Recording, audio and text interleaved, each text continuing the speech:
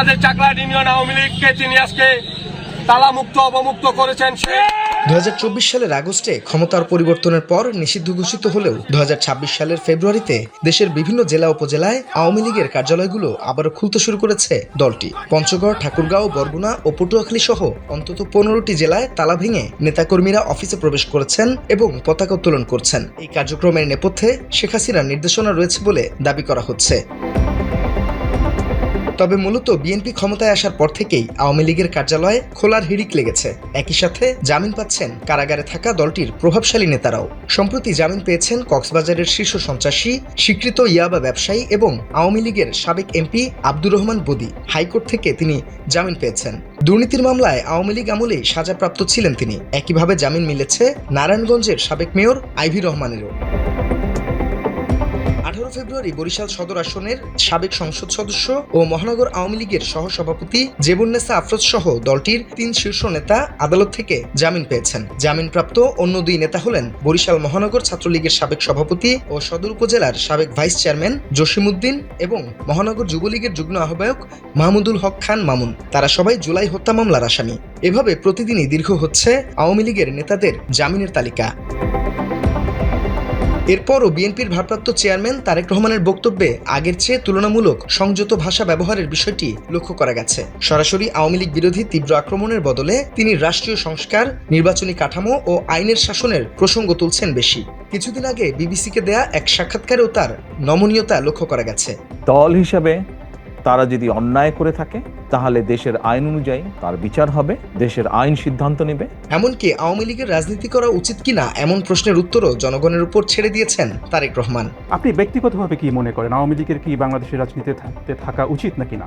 যে দলের ব্যক্তিরা বা যে দল মানুষ হত্যা করে, মানুষ গুম করে, মানুষ খুন করে, দেশের মানুষের অর্থ সম্পদ লুটপাট করে বিদেশে পাচার করে, জনগণ তাদেরকে সমর্থন করতে পারে বলে আমি মনে করি না। জনগণ যদি সমর্থন না করে কোনো রাজনৈতিক দল বা রাজনৈতিক সংগঠনকে, তাদের টিকে থাকার তো কোনো কারণ আমি দেখি না। যেহেতু জনগণের শক্তিতে আমরা বিশ্বাস করি, জনগণের সিদ্ধান্তে আমরা বিশ্বাস করি, জনগণের সিদ্ধান্তের উপরে আমরা আস্থা রাখতে চাই, এই বিষয়ের সবচেয়ে বড় বিচারক আমি মনে করি জনগণ। তিনি সরাসরি সংঘাতের বদলে রাজনৈতিক সমাধানের উপর জোর দিচ্ছেন, এমন ব্যাখ্যাও দিচ্ছেন কেউ কেউ। বিএনপির নেতারা বলছেন এটি কোনো সমঝোতার ইঙ্গিত নয়, বরং গণতান্ত্রিক ধারাবাহিকতার স্বার্থে দায়িত্বশীল রাজনৈতিক ভাষ্য। তবে আওয়ামী লীগের বর্তমান তৎপরতা দেখে সেটি মনে হচ্ছে না বলে মনে করছেন সাধারণ মানুষ। এসবের মাঝে সবচেয়ে বেশি প্রশ্ন উঠেছে আন্তর্জাতিক অপরাধ ট্রাইব্যুনালের চিফ প্রসিকিউটরের পদ থেকে তাজুল ইসলামকে সরিয়ে দেওয়ার সিদ্ধান্ত ঘিরে। আন্তর্জাতিক অপরাধ ট্রাইব্যুনালে তিনি বেশ কয়েকটি আলোচিত মামলায় রাষ্ট্রপক্ষের নেতৃত্ব দিয়েছেন। ফ্যাসিস্ট হাসিনার গুম খুন সহ নানা অপরাধের বিচারে গুরুত্বপূর্ণ ভূমিকা রেখেছেন তিনি। এমনকি হাসিনার ফাঁসির দণ্ড দেওয়া হয়েছে ট্রাইব্যুনালে।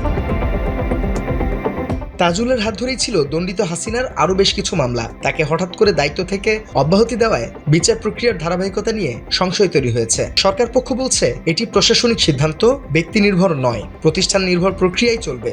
তবে সংবেদনশীল সময়ে এ ধরনের পরিবর্তন স্বাভাবিকভাবেই নানা প্রশ্নের জন্ম দিয়েছে।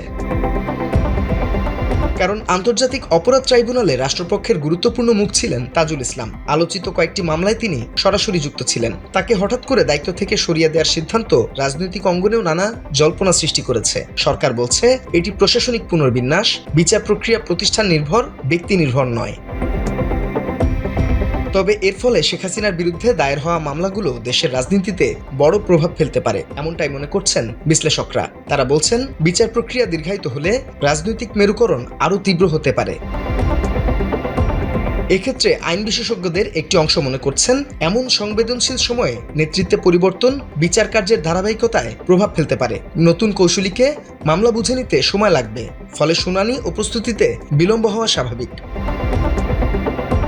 শেখ হাসিনার বিরুদ্ধে দায়ের হওয়া মামলাগুলো রাজনৈতিক ও আইনি দুই দিক থেকেই অত্যন্ত সংবেদনশীল। আন্তর্জাতিক অপরাধ ট্রাইব্যুনালের প্রক্রিয়া অনুযায়ী সাক্ষ্য গ্রহণ, নথি উপস্থাপন, জেরা ও আইনি বিতর্ক প্রতিটি ধাপ সময় সাপেক্ষ। ফলে বিচার ধীরগতির মনে হলেও তা আইনি কাঠামোর ভেতরেই চলছে এমন যুক্তিও আছে। তবে আইন বিশেষজ্ঞরা এও বলছেন মাঠ পর্যায়ে আওয়ামী লীগের সাংগঠনিক তৎপরতা বৃদ্ধি, নেতাদের জামিন, বিরোধী শিবিরের সংযত সুর এবং রাষ্ট্রপক্ষের নেতৃত্বে পরিবর্তন, এই 4টি উপাদান একসঙ্গে বিচার প্রক্রিয়ার গতিপথে প্রভাব ফেলতে পারে। এসবের মাঝে বন্ধ নেই হাসিনার রাষ্ট্রবিরোধী কার্যক্রম। ভারতে লুকিয়ে থেকে অডিও বার্তায় দিয়ে যাচ্ছেন নানা হুমকি ধামকি। ডক্টর ইউনূসকেও দিয়েছেন মামলার হুমকি। প্রত্যেকে ওই ইউনূস যে সেই যেইভাবে নির্যাতন করেছে তার একটা মামলা তার বিরুদ্ধে করতেই হবে। সবাই একটা মামলা দায়ের করবেন। মামলা যদি না নেয়, থানা যদি না নেয়, সেটাও একটা সংবাদ হবে। আর অনলাইনে আপনারা দিতে পারেন বা কোর্টে মামলা করতে পারেন অথবা রেজিস্ট্রি করে করতে পারেন। যেভাবে হোক একটা মামলা করে কাগজটা হাতে রাখবেন। কারণ এই কারণে যে একটা হচ্ছে সেই অপরাধীদের শাস্তি দেওয়া, আর একটা হচ্ছে আল্লাহ একটা দিন দেবেই, আমরা যে সহযোগিতা করব, সাহায্য দেব, যাদের ঘর বাড়ি পুড়িয়েছে, যাদের এরকমভাবে ক্ষতিগ্রস্ত করেছে, তাদের প্রত্যেকে আমি বলবো যে সবাই একটা মামলা করে রাখেন। এই যে প্রত্যেকে একটা মামলা করে রাখবেন, যেভাবে হোক মামলা দিতে হবে, দিয়ে আপনারা রেখে দেবেন। এখন যদি মামলা নেওয়া চলে, ভবিষ্যতে কাজে লাগবে।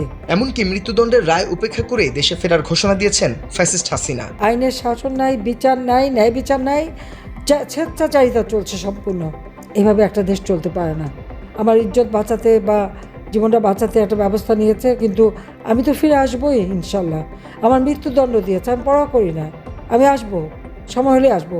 তবে তার আগে এতদিন তারেক জিয়া, খালেদা জিয়া, তাদের এত নাম শুনেছেন আপনারা, তাদের আমলটা একটু দেখেন, কারণ না দেখা পর্যন্ত তো আপনারা বুঝবেন না। কিছুদিন পর পর একজন দণ্ডিত আসামি প্রতিবেশী দেশের অজ্ঞাত স্থান থেকে অডিও বার্তা দিলেও কোনো পদক্ষেপ নিচ্ছে না সরকার বা প্রশাসন। এ নিয়ে ক্ষুব্ধ সাধারণ মানুষ। Desk report, Bangla addition.